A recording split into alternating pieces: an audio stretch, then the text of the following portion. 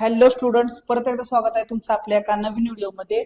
11वी admission 2026-27 आज दिनांक आहे 29/5/2026. सकाळचे 11:44 झालेले आहेत. तर कॅप राऊंड 1 ची अलॉटमेंट लिस्ट आहे ती वेबसाईट वरती प्रसिद्ध झालेली आहे.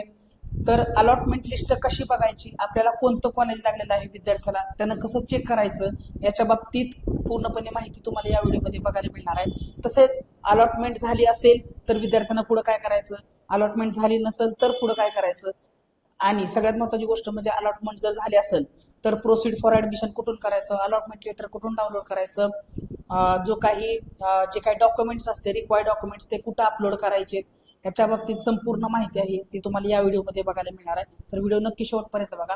आणि ज्या विद्यार्थ्यांनी अजूनही सबस्क्राईब केलेलं नसेल तर विद्यार्थ्यांनी चॅनलला सबस्क्राईब करून घ्या, व्हिडिओ लाईक करा आणि जे बेल नोटिफिकेशन आहे ते ऑल वरती सेट करा.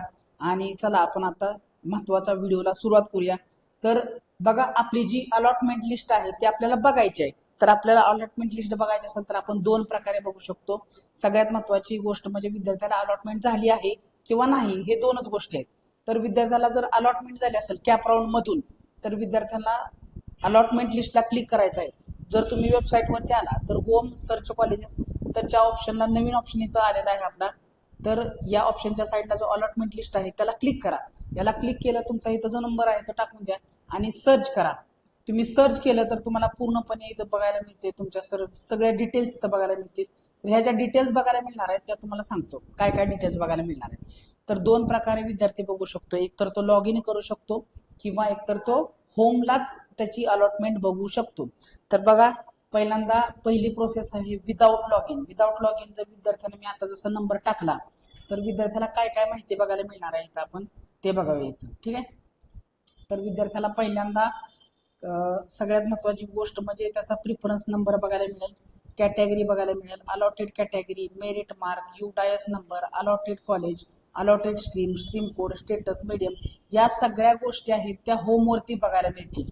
ठीक आहे. तर विदाउट लॉग इन विद्यार्थी त्याची अलॉटमेंट अशा प्रकारे तो बघू शकतो. आणि ज्या विद्यार्थ्याला अलॉटमेंट झाली नसेल तर अलॉटमेंट का झाली नाही याची कारण सुद्धा कशी बघायची याचं मी तुम्हाला पुढे सांगणार की एखाद्या विद्यार्थ्याला अलॉटमेंट झाली नाही तर ती का झाली नाही याचं कारण पण त्यांनी आपल्याला दिलेलं असणार आहे. तर हे झालं without log in. Home page वरून विद्यार्थी बघू शकतो कुठलं कॉलेज अलॉट झालेलं आहे. आणि ज्याला अलॉट नसेल झालं तर इथं नो रेकॉर्ड फाउंड असं येणार आहे.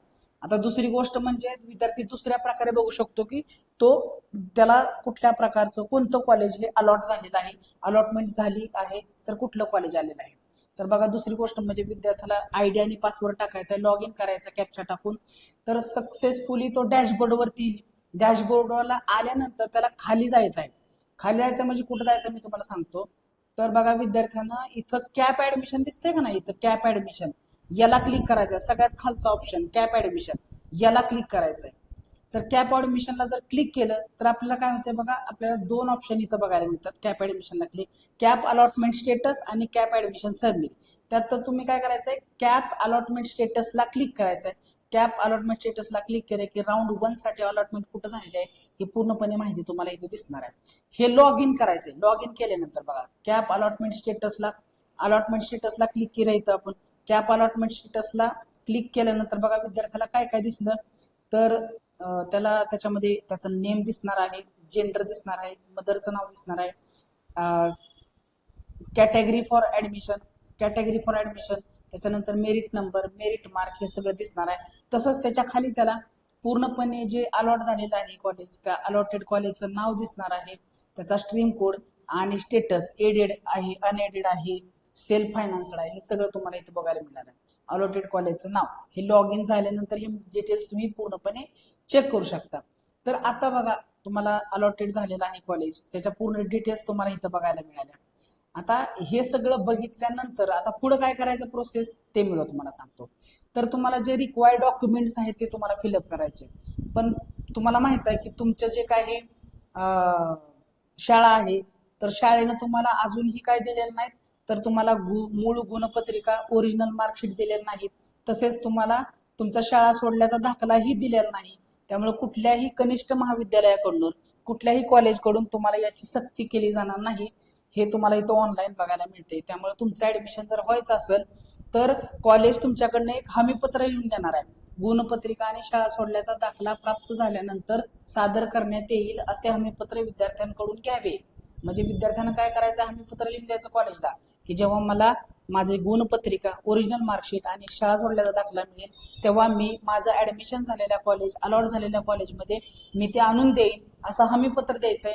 आणि वेळेत जर तुम्ही ह्या हमीपत्रानुसार जर हे वेळेत तुम्ही गुणपत्रिका आणि जर तुमचं शाळा सोडल्याचा दाखला आणून नाही दिला तर विद्यार्थ्याचा प्रवेश रद्द केला जाईल, ह्याची पण माहिती विद्यार्थ्यांना द्यायची आहे. तर अशा प्रकारे तुम्ही इथं आल्यानंतर जर तुम्हाला तुमचे जे डॉक्युमेंट्स तुमच्याकडे ओरिजिनल, आता मार्कशीट जर मिळालं असेल तर अपलोड करा, मिळालं नसेल तर ठीक आहे, स्कूल लिव्हिंग सर्टिफिकेट काही जणांनी काढलं असेल तर ते इथं अपलोड करा. त्याच्यानंतर कास्ट सर्टिफिकेट नसेल तर तुम्हाला सांगितलंय मी की तुम्ही हमीपत्र लिहून द्यायचं आहे. आणि कास्ट सर्टिफिकेट तुम्हाला ओरिजिनल मिळालं असेल आतापर्यंत तर तुम्ही इथं अपलोड करू शकता. आणि त्याच्यानंतर तुमचं जे काय रिक्वायर्ड सर्टिफिकेट असतील ते तुम्ही इथं अपलोड करायचे आहेत. आणि अंडरटेकिंग मध्ये जर तुम्ही भरला असाल आणि तुमच्याकडे एखादी गोष्ट, कास्ट सर्टिफिकेट नाही, नॉन क्रिमिलियर नाही, तुमच्याकडं स्कूल लिव्हिंग सर्टिफिकेट नाही अजून, तर तुम्ही अंडरटेकिंग जे भरलेलं आहे ते तसंच राहू द्या. ठीक आहे. आणि त्याच्यानंतर तुम्हाला काय करायचं आहे, त्याच्यानंतर कन्फर्म केल्यानंतर तुम्हाला इथं नव्यानं हे सगळं अपलोड केल्यानंतर तुम्हाला प्रोसीड फॉर ऍडमिशन नावाचं बटन ओपन होणार आहे. त्याच्या साईडला तुम्हाला प्रिंट अलॉटमेंट लेटरचं एक बटन आहे.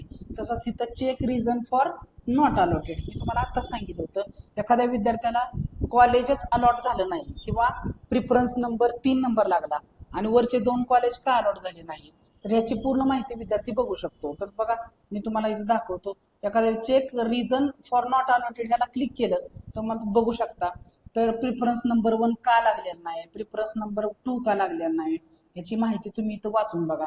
तर दिलेल्या जे काही कॉलेज होतं त्याचं मेरिट जास्त लागलं, तिथं मेरिट नंबर, तिथं जे काय आहे ते मेरिट जास्त लागलं किंवा अराउंड 1 साठी, तर ते मेरिट जास्त लागल्यामुळे आपल्याला मार्क होते ते कमी, मेरिट जास्त लागलं त्यामुळे तिथे आपलं कॉलेज अलॉट झालं नाही असं इथं लिहून आलेलं आहे.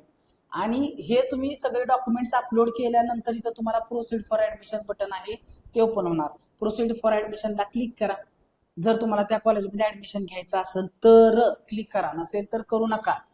बघा ठीक आहे अशा. आणि प्रिंट अलॉटमेंट लेटर कधी करायचं, जर तुम्हाला ऍडमिशन घ्यायचं असेल तर प्रिंट अलॉटमेंट लेटरला क्लिक करा.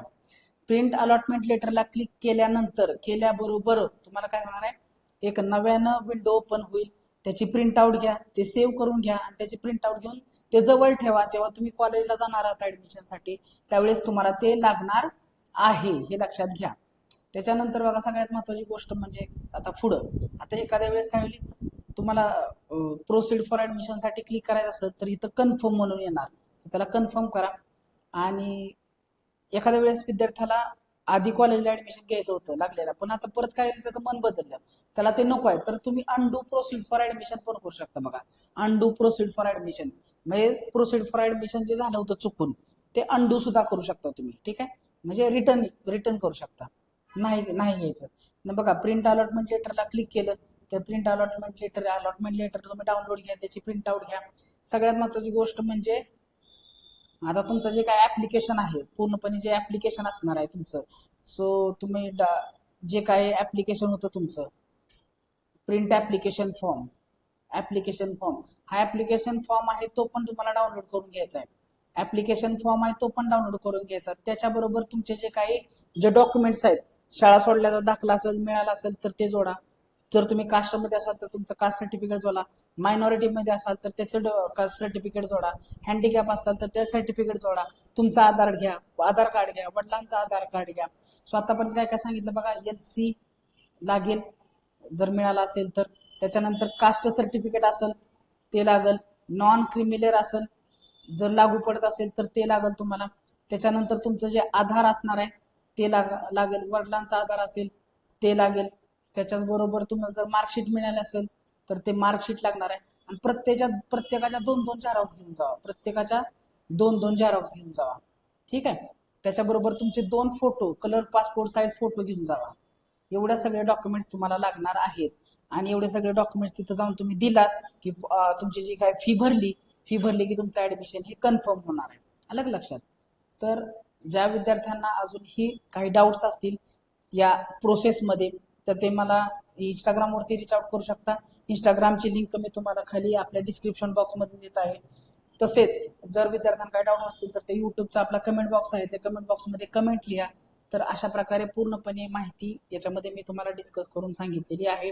तर कुठल्याही कॉलेजमध्ये तुम्हाला सक्ती केली जाणार नाही की मार्कशीट ओरिजिनल आणून द्या किंवा आमचं जे काही स्कूल लिव्हिंग सर्टिफिकेट आहेत ते आम्हाला ओरिजिनल आणून द्या. ठीक आहे. तर अशा प्रकारे पूर्णपणे प्रोसेस आहे करायची विद्यार्थ्यांनी. आणि ज्या विद्यार्थ्यांना अजूनही काय मिळालेलं नाही, अलॉटमेंट झालेलं नाही, तर त्यांनी कुठल्याही प्रकारे पॅनिक होऊ नका, कुठल्याही प्रकारे काळजी करू नका. तुम्ही सेकंड राऊंड मध्ये अप्लाय करू शकता. तर सेकंड राऊंड जो आहे, आता हे कॅप राऊंड 1 जो आहे, कॅप राऊंड 1 त्याची पूर्णपणे जे काही शेड्यूल आहे ते आपण बघितलं होतं. त्या शेड्यूलमध्ये पूर्णपणे लिहिलं होते त्यांनी की 3 तारखेपर्यंत ही ऍडमिशन प्रोसेस चालणार आहे. आज दिनांक आहे 29, 30, त्याच्यानंतर 29, 30, आता जो महिना आहे तो जो 31 असेल तर 31 असेल तर 29, जानेवारी, फेब्रुवारी, मार्च, एप्रिल, मे, हा 31 महिना आहे. म्हणजे 31 तारीख येणार, 29, 30, 31 आणि 1, 2 आणि 3 यात एवढ्या दिवसात तुम्ही काय करू शकता, ही सगळी प्रोसेस करू शकता. आणि कोटामध्ये विद्यार्थी लक्षात ठेवा, तुम्हाला कॉलेजकडनं फोन येणार आहे. कोटावाल्या विद्यार्थ्यांना ऑनलाईन त्यांच्या लॉग इन मध्ये दिसणार नाही. त्यामुळे कोटाची लिस्ट जी आहे ती कॉलेजवरती प्रसिद्धी केली जाते.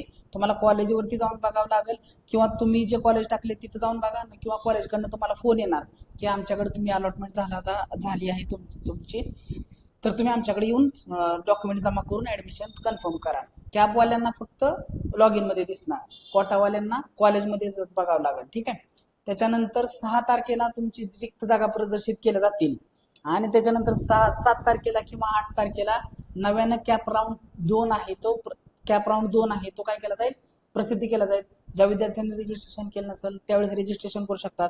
आणि ज्यांना कॅप राऊंड 1 मध्ये अलॉट झालेलं नाही कॉलेज, ते परत कॅप राऊंड 2 मधून अप्लाय करू शकतात. त्यामुळे कुणीही काळजी करायची गरज नाही, सगळ्यांना ऍडमिशन मिळणार आहे. आय होप सगळ्यांना माहिती समजलेली आहे. तर तुम्ही इथपर्यंत व्हिडिओ बघितला त्यासाठी तुमचा धन्यवाद. आणि आपण भेटूया नवीन व्हिडिओमध्ये. तर अजूनही चॅनलला कोणी सबस्क्राईब नसेल तर चॅनलला सबस्क्राईब करून घ्या. Thank you one and all for listening patiently.